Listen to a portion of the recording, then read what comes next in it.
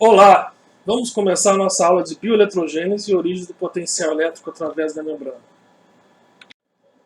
Origens do potencial de repouso, que é o potencial que as células apresentam constantemente, através da membrana.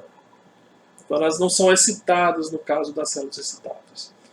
Então todas as células apresentam essa diferença de potencial elétrico através da membrana. E vocês vão ver que alterações na permeabilidade iônica da membrana levam a alterações do potencial de membrana. Antes, vamos introduzir alguns conceitos de eletricidade que vão ser importantes para vocês entenderem. Corrente elétrica, I, é o fluxo de carga elétrica, cuja unidade é Coulomb. A unidade de corrente elétrica é amperes, ou seja, Coulomb por segundo. Essa carga elétrica, biologicamente, são os íons. Resistência, R, inverso da capacidade de um material de transmitir corrente elétrica, ou seja, o inverso da condutância, G. Quais são as unidades? Resistência é Ohm, ômega, que é volt por amperes, e condutância é Siemens, S, que é amperes por volt. Potencial elétrico, V ou E. Em biologia, muitas vezes usam-se a sigla E. Unidade, volt, V. Energia que move o fluxo de cargas, corrente, através de um condutor, G, ou resistência R. Lembra-se, condutor e resistência ao inverso. E, biologicamente, é o canal iônico. E, finalmente, o conceito de capacitor e de capacitância. O capacitor é um meio isolante que separa dois meios condutores. Biologicamente, a bicamada lipídica. E capacitância é a quantidade de carga que esse capacitor separa, ou seja, que ele armazena em resposta a uma diferença de potencial através do capacitor ou da membrana biológica. Fato biológico, registro do potencial de repouso. Vamos imaginar uma célula que está numa cuba pequena e banhada com solução fisiológica. E eu venho, aproximo ela com um microeletrodo de vidro, cheio com uma solução salina e conectado a um potenciômetro. Eu posso delicadamente aproximar a pontinha da pipeta, do meu microeletrodo, da membrana da célula, usando um micromanipulador, um equipamento que permite eu fazer esses movimentos muito delicados. Quando eu faço isso e penetro a membrana celular, eu registro um potencial negativo. Nesse meu exemplo aqui, que vai ser o exemplo da aula inteira, menos 80 mV. Qualquer célula que eu registrar, eu vou encontrar um valor parecido, sempre negativo, de algumas dezenas de milivolts, que vai entre menos 40 até quase menos 100 milivolts no músculo esquelético, mas sempre desse valor. Se a célula não apresenta essa diferença de potencial, é que ela não está saudável. Provavelmente está morrendo ou já morreu. Então, esse é um fato biológico. E a pergunta é por que isso acontece? O que gera? Se a volt é energia, o que gera essa diferença de energia? É o que a gente vai aprender nessa aula. Agora, presta atenção. Um potencial negativo não quer dizer que existam mais cargas negativas dentro da célula. Eu já comentei com vocês que os meios intra e extracelulares são sempre eletroneutros, ou seja, os íons de cargas positivas são sempre contrabalançados por íons de cargas negativas e vice-versa. Então não existe um desbalanço de carga no meio intracelular em relação ao meio extracelular. Então, como os organismos geram bioeletricidade? Pelo fluxo de íons através da membrana celular. A membrana celular possui proteínas que formam canais que passam íons, canais iônicos. Os canais iônicos podem ser vistos então como condutores, porque passam corrente elétrica na forma de íons. O fluxo desses íons gera uma corrente que altera a diferença de potencial através da membrana. A célula pode então ser representada eletricamente como um circuito RC, ou seja, um circuito com uma resistência R em paralelo com um capacitor C, acoplado a uma bateria. Essa parte resistiva são os canais iônicos, e a parte capacitiva é a bicamada lipídica. Notem aqui o que eu estou dizendo. E a bateria é a diferença de potencial através da membrana, que evidentemente é gerada às custas de gastos de energia. Vamos falar agora um pouco da parte resistiva e capacitiva, um pouquinho da biofísica. Canais iônicos, então, são condutores de eletricidade celular. Podem ser representados aqui por esse símbolo de resistência, estão vendo? Tá? Aqui está um resistorzinho que vocês vão encontrar em lojas eletrônicas, que é usado em aparelhos eletrônicos. A corrente que passa através de qualquer resistor segue a lei de Ohm. A lei de Ohm diz que qualquer diferença de potencial ΔV é dado pela corrente vezes a resistência. Aqui eu tenho a corrente por um canal de potássio. Você veja que ela é linear, ou seja, esse é um condutor ôhmico. Veja que quanto mais distante do potencial de equilíbrio do potássio, que eu vou explicar para vocês daqui a pouco o que é, maior a corrente. Esse potencial de equilíbrio é quando os íons estão no equilíbrio, é o potencial que os íons potássio estão no equilíbrio nas concentrações fisiológicas. A quantidade de canais iônicos abertos na membrana determina a resistência, ou seja, o inverso da condutância da membrana. A resistência da membrana afeta a magnitude dos sinais elétricos. Vamos lembrar a lei de Ohm. A lei de Ohm é ΔV, que é igual a I vezes R, ou I sobre G. A resistência da membrana, ou resistência de entrada, determina a magnitude da despolarização, ou seja, da alteração de potencial em resposta à corrente injetada. Então note aqui que membranas com resistência baixa têm alta condutância, que é dada aqui por essa inclinação. Você vê que ela passa muito mais corrente em resposta a um potencial do que um neurônio de resistência baixa. Perdão, de resistência alta, quer dizer, de condutância baixa. Mas nota também que para eu pegar esse neurônio, essa célula, e gerar essa diferença de potencial, eu preciso de mais correntes no neurônio de resistência baixa do que no de resistência alta. Ou seja, neurônios de alta resistência produzem alterações no potencial de membrana com muito menos corrente. Só ver pela lei de Ohm. Ou seja, precisamos abrir menos canais iônicos para produzir uma alteração de potencial nessas células. E o capacitor? A membrana biológica pode então ser considerada um capacitor. O capacitor é um meio isolante que separa dois meios condutores, é um separador de carga. Temos aqui mostrado. Ele depende da constante dielétrica do meio isolante, da espessura do meio isolante, D, e da área do meio isolante. E é dado aqui por essa forma. E a capacitância é dada por Q sobre V, ou seja, por carga sobre voltagem. Quando você aplica uma diferença de potencial através do capacitor, você não tem fluxo de carga, porque ele não consegue passar a parte isolante. Então você tem um acúmulo de cargas de um lado e de cargas opostas do outro. A gente diz que a gente está carregando o capacitor. A unidade de capacitância, que é a capacidade de um capacitor isolar cargas, é dada pelo Faraday, que é Coulomb por volt.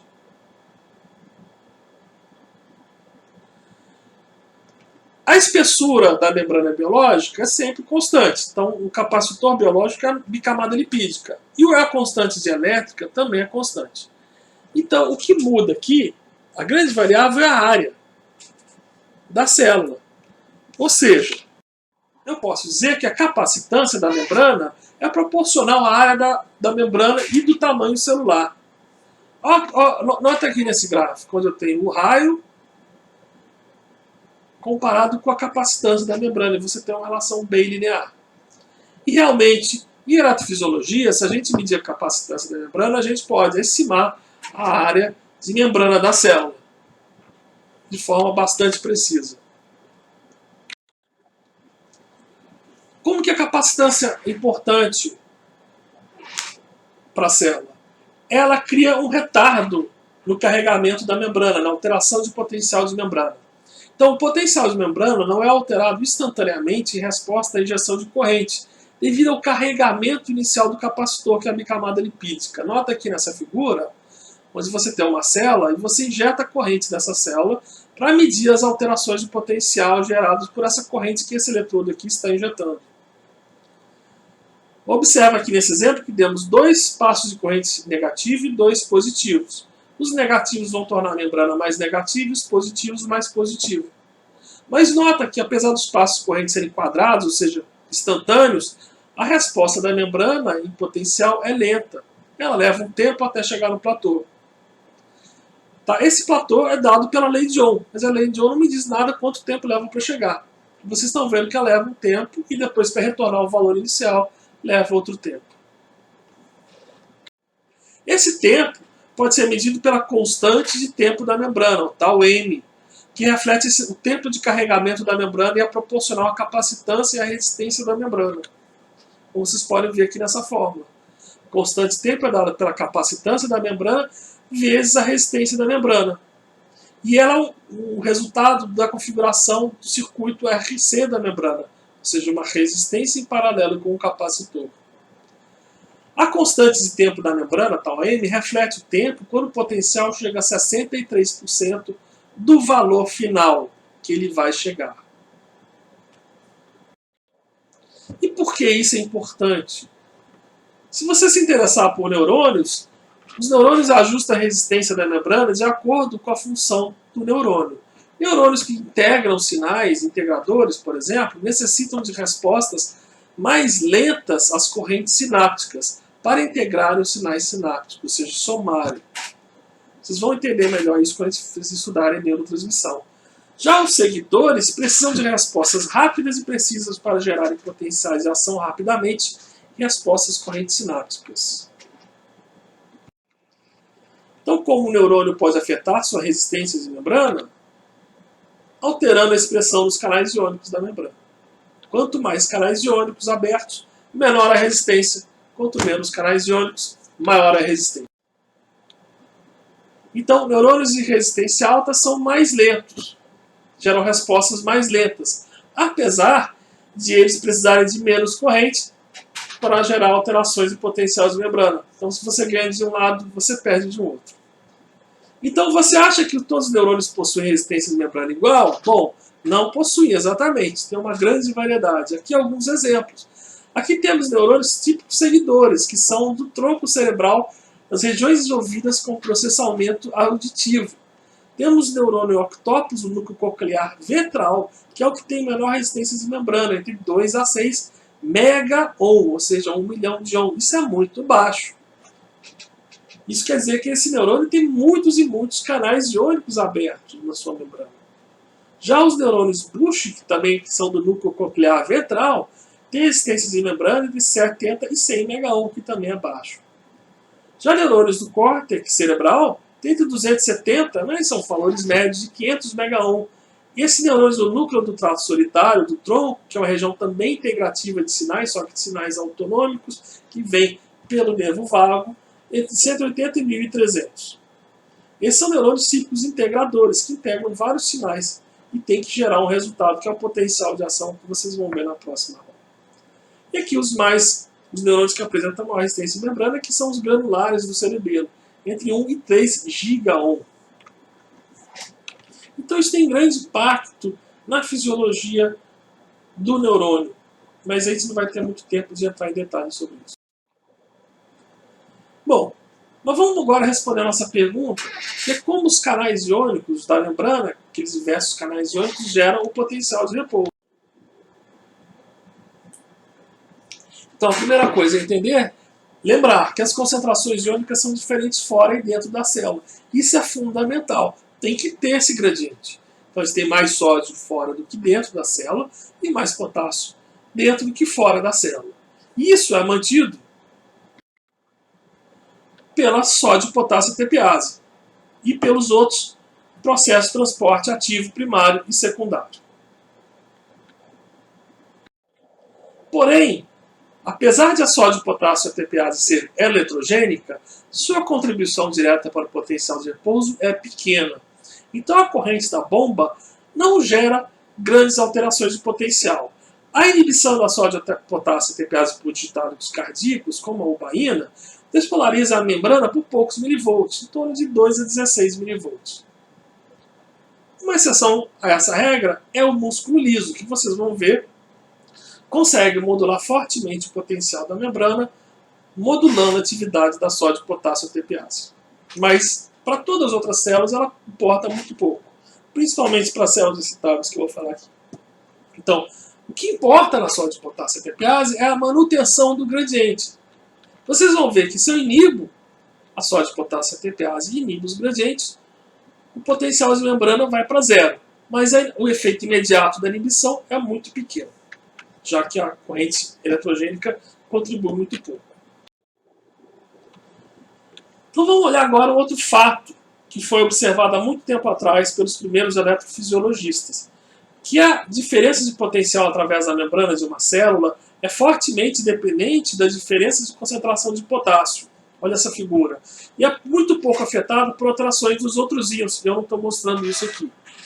Então, se eu pego, aqui no caso, uma célula muscular esquelética, esse é um experimento, registro de um experimento clássico da década de 60 ou 50, o experimentador registrou o potencial de membrana, veja que ele é negativo, em diferentes concentrações de potássio em extracelular.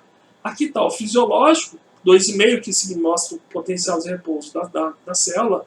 E se eu aumento, por exemplo, para 5 milimolar, eu já vou para um valor cada vez mais positivo, 5, 20, 50, 100. Até ficar 0 milivolts em 100 milimolar de potássio. Onde praticamente eu estou igualando as concentrações externa e externa. E fica mais negativo quando eu diminuo. Essa linha aqui é o potencial de equilíbrio do potássio que eu vou explicar daqui para frente, lá para frente. Tá? E isso, lógico, então tem implicações biológicas importantes que vocês vão ver, né? Já que pequenas alterações na concentração do potássio têm efeitos dramáticos no potencial de membrana. Então aqui nessa figura vocês veem o efeito de aumentar do aumento do potássio extracelular no eletrocardiograma. 5, 6, 7, 8 milimolar e 8 milimolar você já pode ter fibrilação ventricular e alterações nas ondas. E aqui alterações nas ondas em concentrações menores. Então vocês vão ver que o rim trabalha muito duro para manter as concentrações extracelulares de potássio em valores bem próximos de 2,5, no máximo 4 milimolar.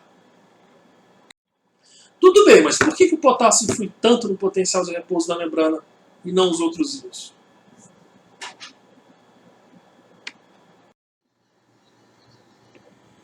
Vamos lembrar do conceito de potencial de equilíbrio eletroquímico de um íon. Esse potencial é o potencial elétrico através da membrana que contrabalança o potencial químico difusional do íon, que é gerado pela diferença de concentrações, impedindo o fluxo iônico. Nesse potencial temos o equilíbrio do íon, ou seja, não há fluxo.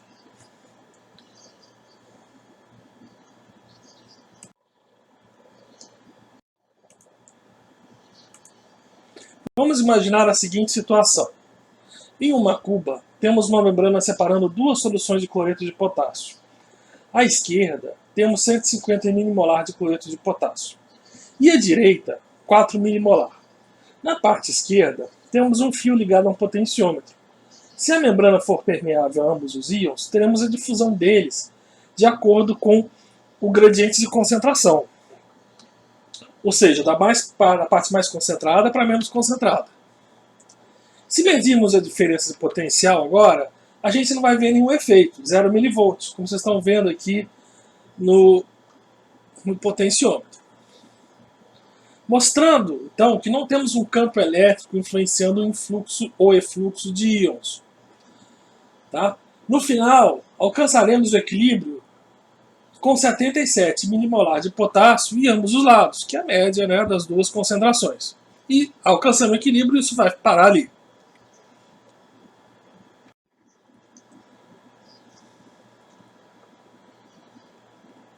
essa é a situação final.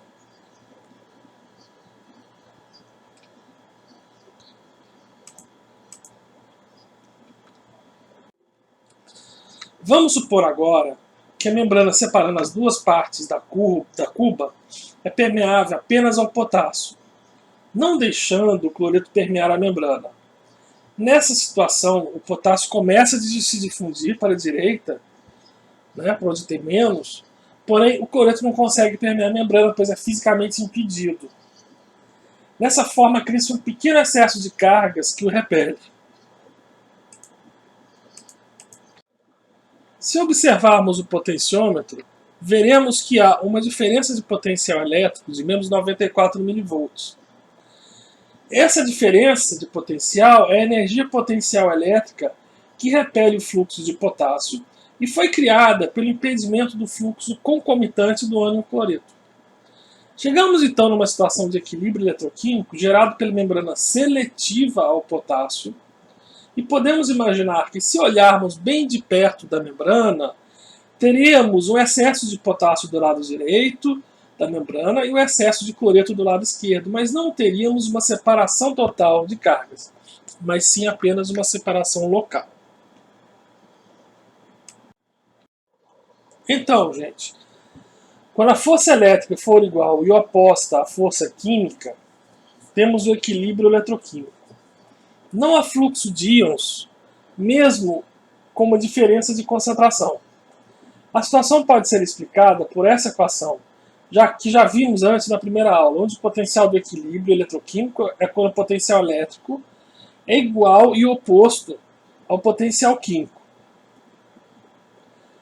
Quando a gente rearranja essa equação, a gente tem a seguinte equação que define a diferença de potencial elétrico através da membrana, que equivale ao potencial do equilíbrio eletroquímico, que é a que vai ser mostrada no próximo slide.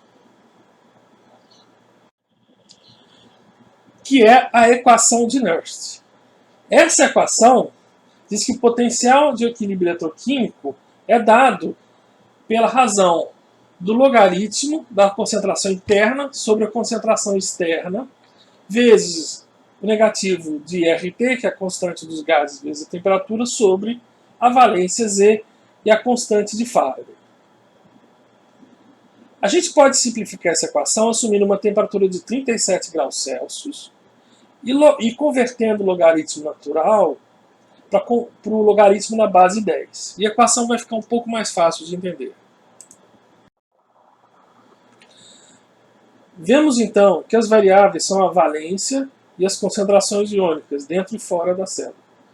Essa equação é muito importante para o entendimento da bioeletrogênese, então vamos olhar para ela com mais atenção. Note que, se temos as mesmas concentrações dentro e fora da célula, o potencial de inércia será zero, o que é o logaritmo de 1. Que quanto maior essa diferença de concentrações, maior será o valor do potencial de equilíbrio eletroquímico do íon. Novamente percebam que as variáveis mais importantes são as concentrações iônicas dos íons dentro e fora da célula. Então, sabendo esses valores, podemos então calcular o potencial de inércia para um íon específico.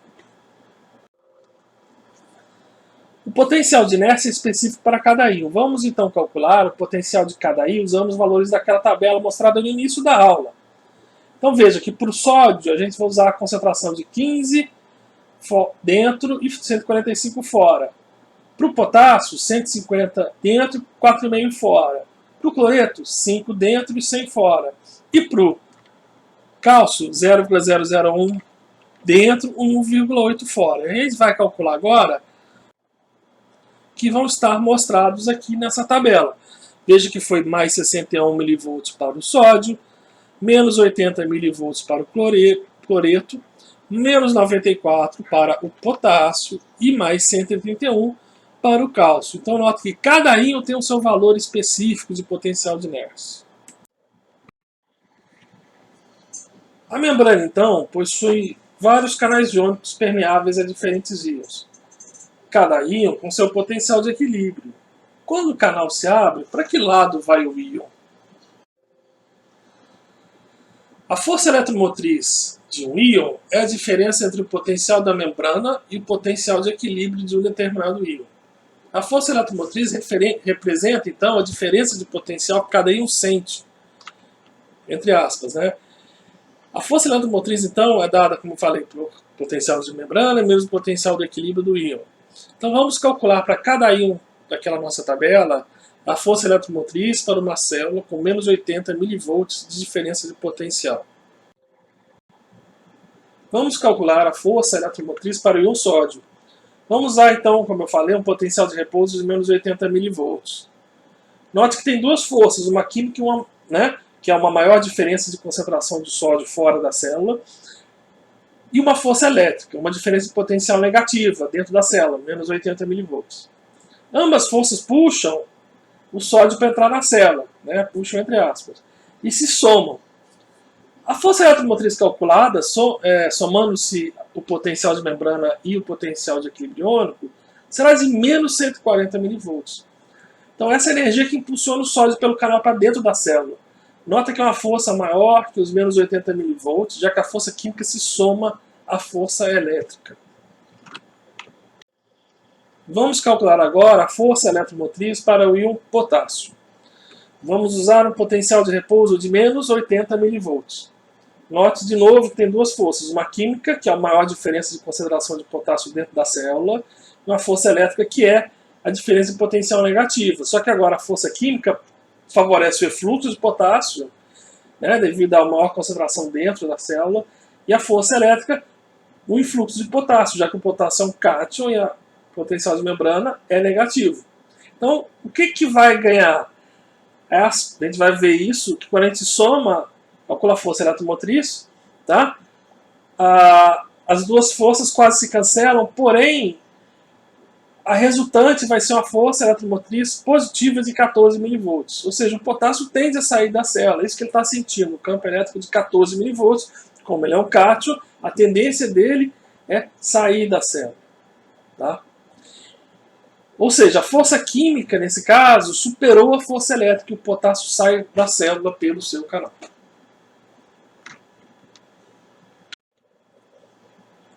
Nota que para o cálcio, que é muito parecido com o sódio, você tem uma soma de duas forças que impulsionam o cálcio para dentro da célula. A química, que é a diferença de concentração muito grande, que é dada então pelo potencial de Nernst, mais 129, e a elétrica, de menos 80. Isso dá menos 209 mV, favorecendo a entrada do cálcio quando ele encontra um caminho para ele, que no caso é um canal. Agora, note que interessante é o cloreto. Nesse nosso exemplo, ele está no equilíbrio eletroquímico. Nota que o seu potencial de equilíbrio é igual ao potencial de membrana. Então, as duas forças se cancelam. E a força eletromotriz, como vocês podem ver no cálculo, é de 0 mV. Então, esse íon está no equilíbrio. Ou seja, se abrir um canal para o cloreto, ele não tem nem tendência de sair nem de entrar. O fluxo líquido do cloreto é zero. Isso significa que essa diferença de concentração é devida à difusão iônica e não à presença de transporte ativo de cloreto, como no caso do sódio, do potássio e do cálcio. Ou seja, essa diferença de concentração é passiva. Tá? Ele está apenas atingindo o seu equilíbrio. Essa situação é muito comum em diversas células, especialmente as fibras musculares esqueléticas. Porém, é importante saber que várias outras células, como neurônios, têm bombas de cloreto que aumentam ou diminuem o cloreto intracelular em relação à sua concentração de equilíbrio eletroquímico. Como a combinação de todos esses potenciais eletroquímicos gera o valor de potencial de membrana? Bom, se a membrana fosse permeável a apenas um íon, o potencial da membrana seria o potencial de equilíbrio daquele íon, e não teríamos fluxo. Mas as membranas biológicas são permeáveis a vários íons, cada um com seu gradiente de concentração e o seu potencial de equilíbrio eletroquímico. Então, o potencial de membrana deve ser uma combinação dos diversos potenciais de equilíbrio eletroquímico de todos os íons. Mas qual seria então a resultante dessa combinação? Há muito tempo já foi descrita uma equação que combina as diferentes equações de Nernst para os diferentes íons, que é a equação GHK que vocês vão ver agora. Temos aqui então a equação GHK simplificada para o sódio e para o potássio. Essa é a equação que melhor reproduz o que vemos experimentalmente, que é usada no modelo computacional Metaneuron.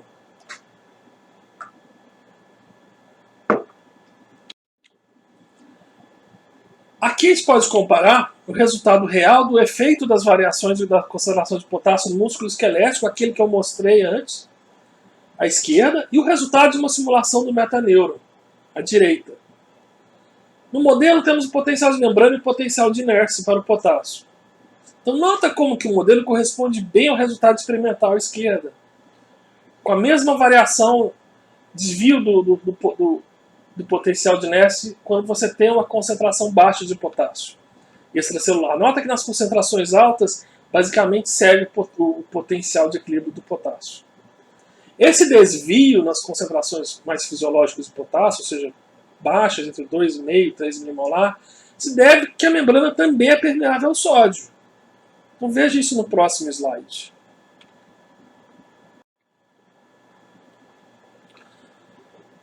Note que quando aumentamos a permeabilidade ao sódio, que é aquele valor de alfa que vocês estão vendo ali, aquele desvio aumenta correspondentemente. Então, veja que a membrana deve ser mais permeável ao potássio do que ao sódio, pois foi assim que conseguimos reproduzir os resultados experimentais. Mas essa equação, apesar de ser muito boa, é a que realmente melhor representa e consegue reproduzir bem os fenômenos bioelétricos. Ela matematicamente é um pouco difícil de prever o resultado só de olhar para ela. Tá? E além disso, determinar o valor de permeabilidade iônica é complicado, é um valor químico. Então, experimentalmente, não é muito fácil de medir. Mas tem outra forma de olhar para esse problema que, na minha opinião, simplifica o entendimento matemático do potencial de membrana. É quando a gente pensa na célula eletricamente. Aqui nós temos um modelo elétrico da membrana, como já tinha mostrado para vocês. Mas agora eu estou dividindo os componentes resistivos em seus canais específicos, do sódio, potássio, cálcio e cloreto, como vocês podem ver.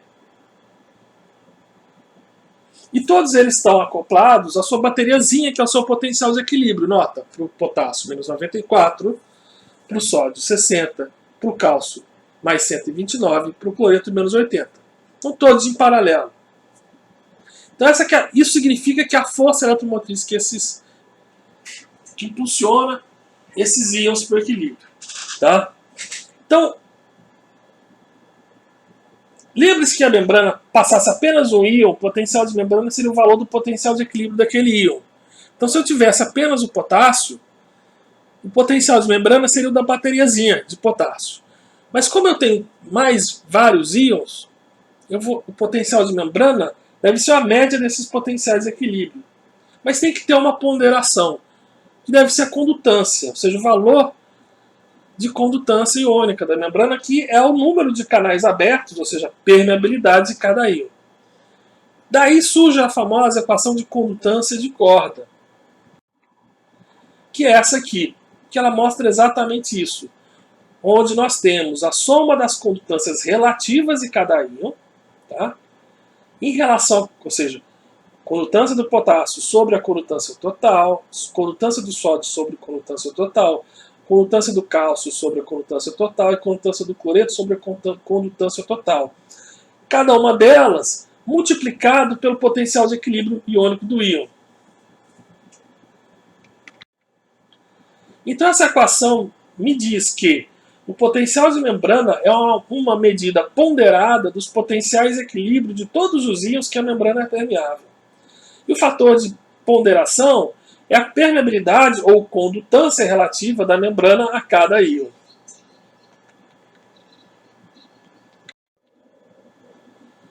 Vamos simplificar então agora a condutância de Torr para torná-la mais fácil de entender. Como na equação GHK, vamos remover os íons cálcio e cloreto, pelos motivos já explicados. Note agora que se a condutância de um prevalecer sobre a outra, o potencial de membrana se torna mais próximo do potencial de equilíbrio desse íon. Vamos substituir os valores de potencial de membrana e potenciais de equilíbrio iônicos pelos valores que usamos em nossos exemplos. Note que quando usamos valores EK e NA, no caso menos 94 e mais 61, vimos que para termos o potencial de membrana de menos 80 mV, temos que ter uma membrana 50 vezes mais permeável ao potássio do que ao sódio. Tá? Isso foi obtido rearranjando essa equação. Isso está de acordo com a forte dependência do potencial de membrana às variações das concentrações de potássio externa, como vocês já viram. Essa equação ela não é tão bonita, perfeita em prever as alterações do potencial de membrana como a GHK. Por exemplo, ela não vê aquela pequena variaçãozinha, aquele pequeno desvio em concentrações baixas de potássio. Mas a vantagem dela é que ela é muito simples de ver, e para vocês que estão aprendendo, vocês vão conseguir entender com facilidade por que acontece quando você altera uma concentração de um íon, o que altera o potencial de equilíbrio, quando você abre um canal. Então é muito interessante para o estudo, para a gente rapidamente entender o que acontece, como que funciona, a bioeletrogênese. O que ela quer dizer? Vamos resumir o significado dessa equação de condutância em corda, que também é o significado da GHK. Quanto maior a condutância da membrana a um determinado íon, que é o G, ou seja, maior a permeabilidade, mais canais iônicos desse íon aberto, mais próximo o potencial de membrana ficará do potencial de equilíbrio desse íon. Então, se a membrana é mais permeável ao potássio, vai puxar o potencial de membrana para mais próximo do potencial de equilíbrio de potássio. Olha lá de novo a equação para vocês verem. Certo? E é verdade. No repouso, então vamos falar agora biologicamente. Nós sabemos que as membranas biológicas são, no repouso, que vocês vão entender melhor o que é isso, né? Que às vezes, ou seja, quando uma célula não está alterando o potencial de membrana por algum motivo, são muito permeáveis a potássio. Elas têm aqueles canais de vazamento para potássio abertos em muito maior quantidade do que canais para sódio ou para cloreto. Então o potássio é o grande influenciador do potencial da membrana. Então pequenas variações nas concentrações externas de potássio têm capacidade de alterar grandemente, como vocês viram, o potencial da membrana. Já variações da concentração de sódio não têm tanta efetividade, o mesmo do cloreto.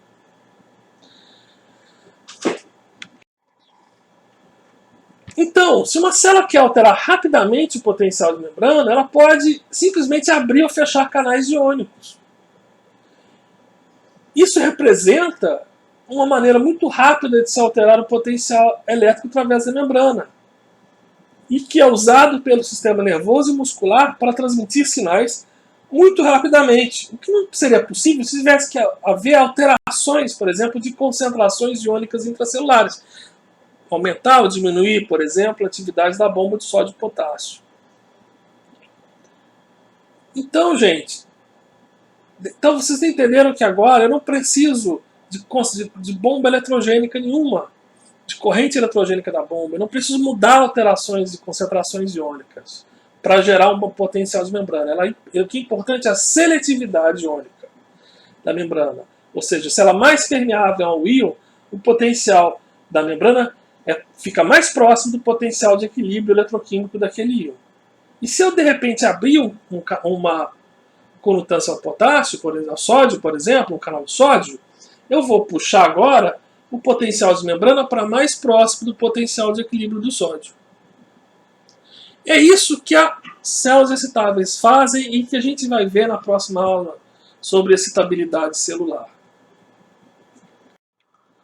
Então, gente, obrigado. Qualquer dúvida, vocês anotem suas dúvidas que a gente vai esclarecer na aula de terça-feira.